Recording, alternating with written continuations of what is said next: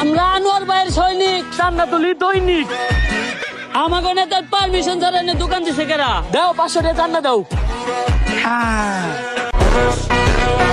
আমি ইন্সপেক্টর সান্ডা, যারা তোলে চান্দা তাকে পিছন দিয়ে বইরে দে গরম আন্ডা।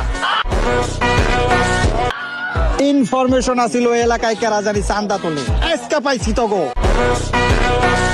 স্যার আমরা স্টুডেন্ট, আর আমরা এই ধরনের অনৈতিক কাজের সাথে জড়িত না। আমাকে ওই নেতাই পাঠাইছে, কইছে কার পুতায় কত জোর আছে আমি দেখে নিব। যা চান্দা তুলে নিয়ে আইগা, কারণ আপনার প্রমাণ দেয় নেতা।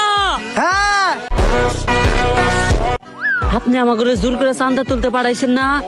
ওরা তো কইছিল যাই করবো খাই মাথা নাড়তে। ওই দেন স্যার, মাথা নাইলে হক হইছে।